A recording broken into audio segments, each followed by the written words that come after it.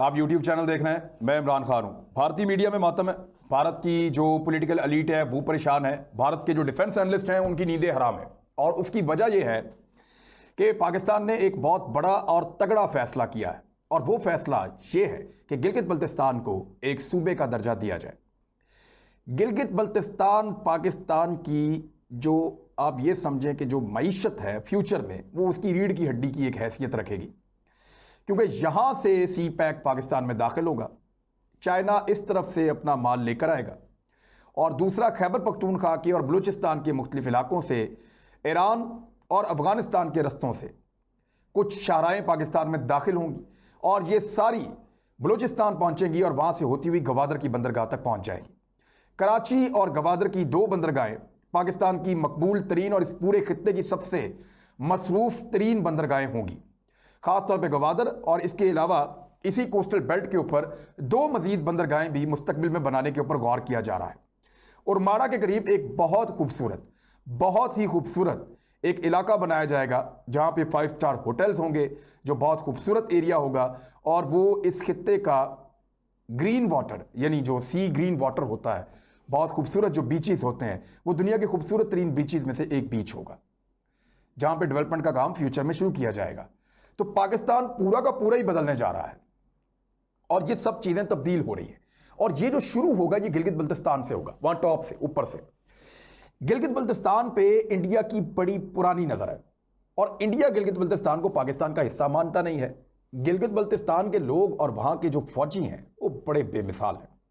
यानी पाकिस्तान के जो बेहतरीन सोल्जर्स हैं, कहा जाता है, जो अपनी जिस्मानी सलाहियतों में बेमिसाल हैं, पाकिस्तान के हर इलाके से हैं, लेकिन ख़ास तौर पे गिलगित बल्तिस्तान और चित्राल के हवाले से मैंने सुना है कि उनके शूटर्स, उनके सोल्जर्स और बड़ी फ़ौज के अंदर उनकी खिदमात वो बड़ी गरां कदर हैं, बड़ी शानदार हैं।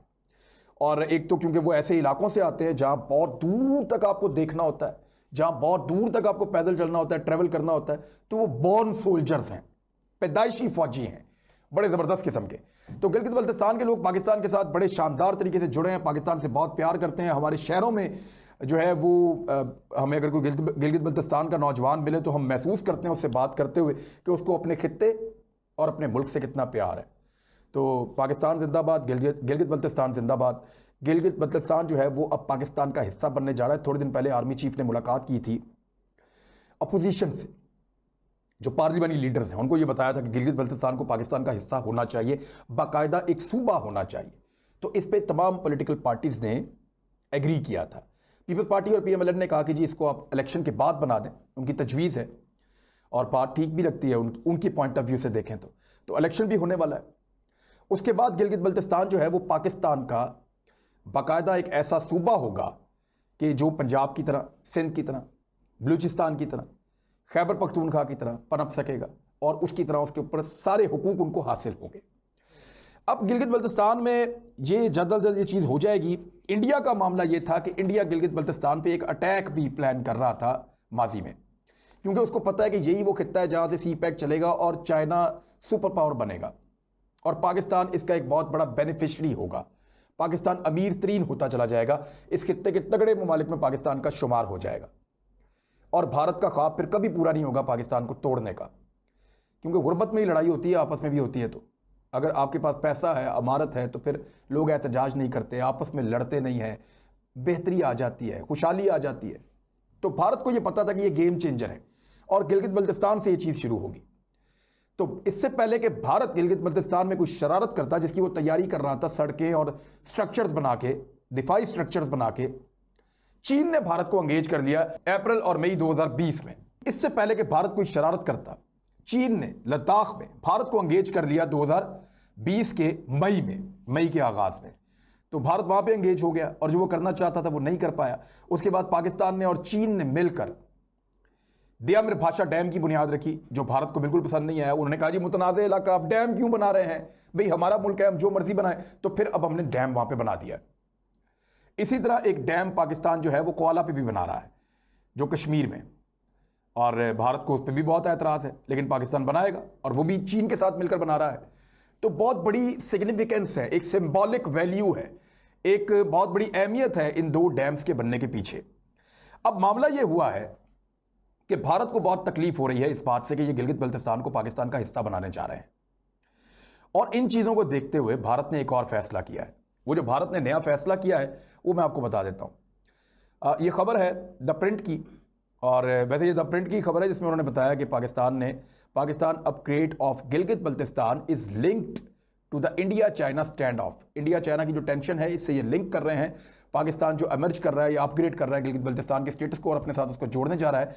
The inclusion of Gilgit Baltistan into Pakistan legalise the China Pakistan economic corridor activity in the region and allows greater Chinese interest. वो ये कह रहे हैं कि चाइना का जो ये सी पैक का जितना मंसूबा है, इंडिया अगर इसको दुनिया की अदालतों में या कहीं लेकर जाता है कि ये मुतनाज़ इलाकों से गुजर रहा है, तो जब पाकिस्तान गिलगित बल्तिस्तान को अपना सूबा बना लेगा तो ये लीगलाइज हो जाएगा। इसकी एक लीगल वैल्यू हो जाएगी कि पाकिस्तान के एक सूबे में से, एक प्रोविंस के अंदर से गुजर रहा है सी पैक, तो इंडिया को क्या तकलीफ है। तो फिर उनका वो मुकदमा जो है वो मजबूत नहीं रहेगा, इंडिया इस पर फारिग हो जाएगा। तो गिलगित बल्तिस्तान को पाकिस्तान ने फाइनली एक सूबा बनाने का फैसला कर लिया और ये अनकरीब हो जाएगा। अब इंडिया ने क्या किया, इंडिया की मजबूरी आप समझिए, उनके हालात आप समझिए कि इस वक्त क्या है। एक तो इंडिया के ऊपर जो है वो कर्जा भी है और इंडिया की जो इकोनॉमिक कंडीशन है वो बहुत बुरी है। इवन चाइना के पैसे उनके बहुत सारे देने हैं और चाइना के साथ ही वो लड़ाई भी कर रहे हैं। तो ये army could induct another division of troops in eastern Ladakh as China continues buildup. वो कह रहा है कि इंडियन आर्मी जो है वो एक और डिवीजन लगा सकती है ईस्टर्न मशरकी लद्दाख के इलाकों में, क्योंकि चाइना जो है वो अपनी बिल्डअप्स करता जा रहा है और अपनी चीज़ें बनाता जा रहा है और आगे बढ़ता जा रहा है। चाइना जो है वो बाज नहीं आ रहा। ये द प्रिंट ने लिखा है और इंडियन पॉइंट ऑफ व्यू से उसके अंदर लिखा गया है कि China is learnt to have not only continued with troop buildup but also brought in heavier calibre weapons with longer ranges at certain line of actual control locations including the north east। वो कह रहे हैं कि शुमाल मशरिक के अंदर China जो है वो इस वक्त लगातार ना सिर्फ अपने फौजियों के लिए बिल्टअप्स कर रहा है बल्कि वो लेकर आ रहा है हैवी हथियार, और वो हथियार जो ज़्यादा दूर तक और ज़्यादा एक्यूरेसी के साथ मार सकते हैं, और ये लाइन ऑफ एक्चुअल कंट्रोल के साथ साथ चाइना करता चला जा रहा है। तो इसलिए इंडिया को यहाँ पे एक डिवीजन फौज मजीद भेजनी पड़ेगी। ये न्यू दिल्ली से रिपोर्ट हुआ है। अब अगर भारत यहाँ पे एक डिवीजन फौज और भेजता है तो भारत की सिचुएशन क्या होगी। एक तो कश्मीर में भारत की बहुत बुरी हालत है। कश्मीर के अंदर भारत जो है वो जुल्म और बर्बरियत का उसने बाजार गर्म किया हुआ, लेकिन इसके बावजूद वो कंट्रोल नहीं कर पा रहा। तो सिचुएशन जो है वो कश्मीर में ऐसे है कि अब थोड़े दिन पहले जो एक वाकया हुआ शोपियां में और वहाँ पे 3 नौजवानों को कत्ल किया गया, उसके बाद सूरत हाल काफ़ी तशवीशनाक है और कश्मीर के लोग सरापा एहतजाज हैं और वो आवाज़ उठा रहे हैं जुल्म के खिलाफ। 3 नौजवान हैं, तीनों आपस में कज़न हैं और ये तीनों जो हैं वो जम्मू कश्मीर के ज़िला राजौरी में मजदूरी जो है वो करते थे, मजदूर टाइप नौजवान थे। इनका कोई किसी किस्म की लड़ाई से या किसी किस्म के मामले से कोई सियासत से ताल्लुक़ नहीं था। मोहम्मद अबरार 17 साल था, इम्तियाज़ अहमद 21 साल और इब्रार अहमद जो है वो 25 साल। ये 3 नौजवान थे और इन तीनों को एक मुबैना जाली मुकाबले के अंदर जो है वो भारतीय फ़ौज ने इनको शहीद कर दिया। और भारतीय फ़ौज के ऊपर जो इंक्वायरी हुई है उसमें अब साबित हो रहा है कि इन्होंने अपने तजावज़ किया अपने इख्तियारात से और गलत तरीके से इन नौजवानों को कत्ल किया गया। उनके वालिदैन जो हैं वो ये कह रहे हैं कि उनकी लाशें तो कम से कम वापस की जाएं, क्योंकि जिस इलाके में शोपियां में इनका कत्लेआम किया गया, इनको शहीद किया गया, वहाँ से तकरीबन 100 किलोमीटर दूर एक कंटोनमेंट का कब्रिस्तान है बारामूला में, वहाँ ले जाके उनको दफन कर दिया गया और माँ बाप को लाशें भी नहीं दी गई। तो ये फ्रस्ट्रेशन है भारतीय फ़ौज की। भारतीय फ़ौज कश्मीर में नाकाम हो रही है, जो असल में वहाँ पे मुजाहिदीन मौजूद हैं उनका मुकाबला नहीं कर पा रही, आम लोगों को पकड़ पकड़ के शहीद कर रही है। और ये उनकी फ्रस्ट्रेशन है जो बता रही है कि वो नाकाम हो रहे हैं और जाली कार्रवाइयाँ करके अपनी कामयाबी का ढोल पीटना चाहते हैं। और जब कश्मीर के अंदर से भारतीय फ़ौज का एक चंक निकल के लद्दाख में जाएगा और बाकी इंडिया के अंदर से जहाँ जहाँ से आप फ़ौज निकालते हैं वहाँ पे फिर आपको डैमेज होता है। और पाकिस्तान जो है वो बड़ा कमिटेड है कश्मीरियों को लेकर और कश्मीरियों की आज़ादी की जद्दोजहद को लेकर। तो ऐसे में भारत को यहाँ पे भी बहुत बड़ा खर्चा बर्दाश्त करना पड़ता है, मुजाहिदीन से उनका मुकाबला चल रहा है।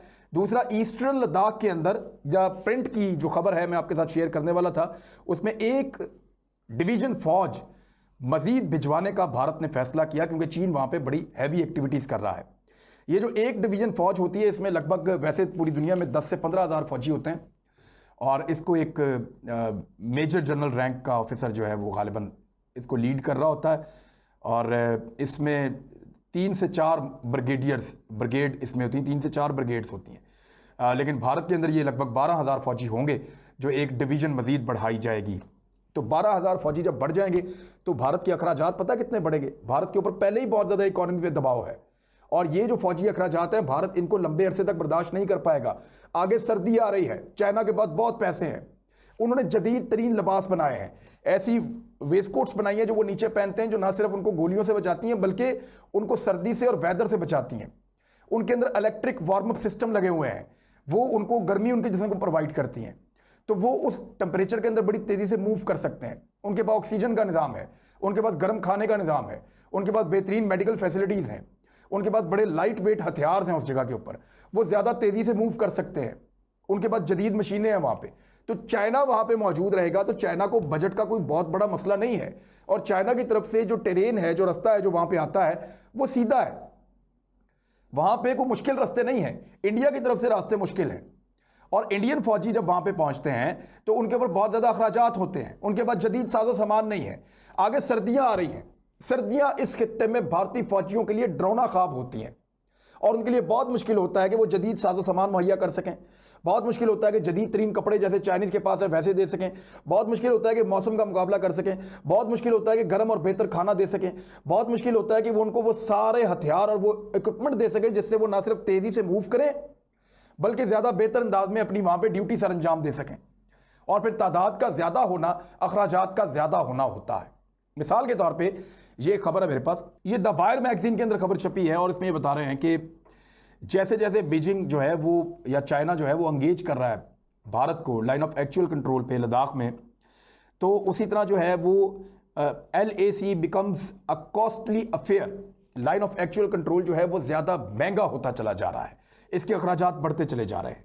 और जो अखराजात की डिटेल्स हैं ये पूरा आप निकाल के पढ़ सकते हैं, मैंने आपको इसका लिंक दिखा दिया है। आप द वायर मैगजीन के अंदर जाएँ और जाके आप इसका निकालेंगे कितनी महंगी लड़ाई है जो इंडिया को लड़नी पड़ेगी, और इंडिया के लिए ये कितनी महंगी है, और उसकी इकॉनमी उसका बोझ नहीं उठा सकती है।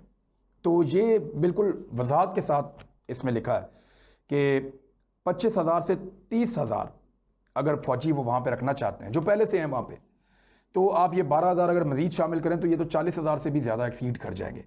तो 25,000 फौजियों को अगर इस बुलंदी के ऊपर सर्दियों में यहाँ पे रखना है, ये 250 से 300 किलोमीटर का इलाका है लाइन ऑफ एक्चुअल कंट्रोल का, और इस सारे के ऊपर अगर पूरी फोर्स के साथ इस फौज को इन्होंने यहाँ रखना है तो फिर इनको 100 करोड़ रुपया इंडियन, पाकिस्तान से दुगनी वैल्यू इंडियन पैसे की, तो 100 करोड़ रुपया इनको डेली इनके अखराजात होंगे। 100 करोड़ रुपया रोज़ाना का खर्चा होगा फौज को यहाँ पे इस हाइट के ऊपर रखने में, और वो फिर भी चीन की फौज से कम सहूलतों के साथ वहाँ पे मौजूद होगी और कम फैसिलिटीज़ उनके पास होंगी, लेकिन वहाँ पे वो सिर्फ सस्टेन करने के लिए 20 से 25,000 फौजियों को 250 से 300 किलोमीटर का ये एरिया है यहाँ पे रखने के लिए जो अखराजात हैं वो 100 करोड़ के रोज़ाना के अखराजात हैं। तो भारत की इकॉनमी कैसे इतने बड़े अखराजात उठा सकती है जब कश्मीर में उनको इतना बड़ा खर्चा उठाना पड़ रहा है, जब कोविड-19 ने उनको पूरी तरह तबाह किया हुआ है, 1 लाख के करीब बंदा इंडिया में मरने वाला है, बहुत बुरी सूरत हाल है, उनकी सारी इंडस्ट्री बैठ गई है, उनकी टैक्स कलेक्शन नहीं हो रही और उनको दुनिया से पैसे मांगने पड़ रहे हैं। ऐसे में कैसे इंडिया इतना बड़ा बोझ उठा सकता है, ये एक बहुत बड़ा सवाल है। यहाँ हार मानने के अलावा और चुप करके वापस दिल्ली जाके बैठ जाने के अलावा दूसरा कोई रास्ता उनके पास मौजूद नहीं है।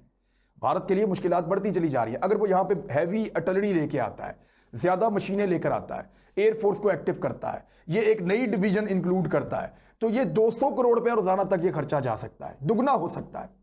तो भारत की जो मईशत है उसकी रीढ़ की हड्डी टूट जाएगी अगर वो चाइना के साथ ये सर्दियां गुजारने पे बज़िद हुआ तो। और चाइना अब ये करना चाह रहा है कि कम से कम भारत को इन पूरी सर्दियों में इस खित्ते में खड़ा रख के इस बात की सजा दी जाए कि आप इस खित्ते में पंगे करते हैं, आप सी पैक के रास्ते में रुकावट डालते हैं, आप अफगानिस्तान में बैठ के दहशतगर्दी को फ़रोग देते हैं, आप चीन के खिलाफ आलमी सतह के ऊपर प्रोपेगेंडा करते हैं।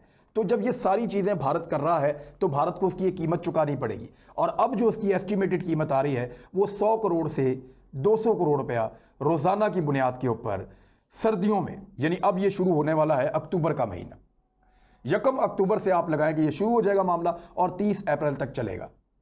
तो ये जो अगले 6 महीने हैं, ये 6 से 7 महीने, ये इंडिया के लिए बहुत मुश्किल और बड़े महंगे होने वाले हैं। अब तक के लिए इतना ही, अपना ख्याल रखिएगा, हमारे चैनल का भी। अल्लाह हाफिज़।